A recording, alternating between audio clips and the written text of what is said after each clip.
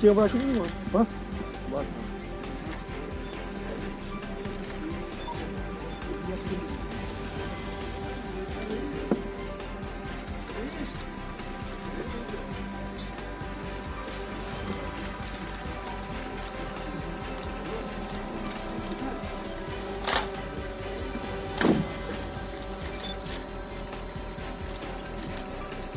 Come on, guys!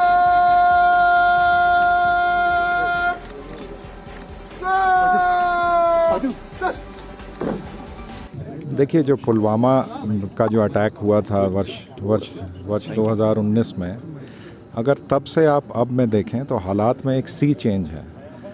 बहुत सारे remarkable progress हुआ है, सिक्योरिटी ग्रिड बहुत तेज़ी से इम्प्रूव हुआ है और लगातार जो ऑफेंसिव है सिक्योरिटी फोर्सेस का वो जारी है।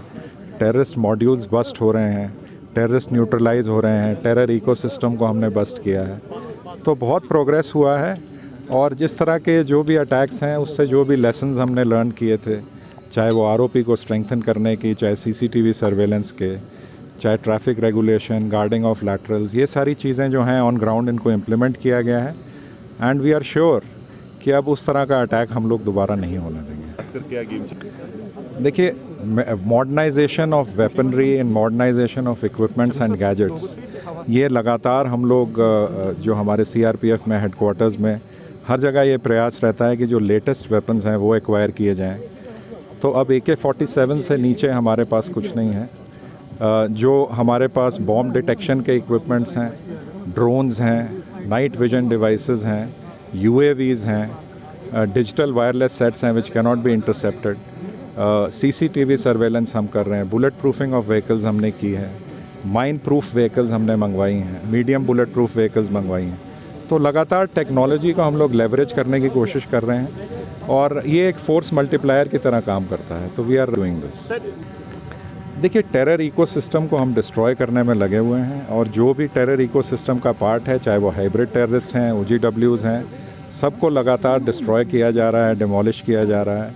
जैसी सूचना आती है, it's a work in progress depending on the intelligence, depending on the modules. Lot of modules have been busted. तो हमारा निरंतर प्रयास है कि इनको दोबारा पनपने नहीं देंगे। सर, जो अब देखिए, उनकी क्या स्ट्रैटेजी है, उनके क्या टैक्टिक्स हैं, I will not comment on that.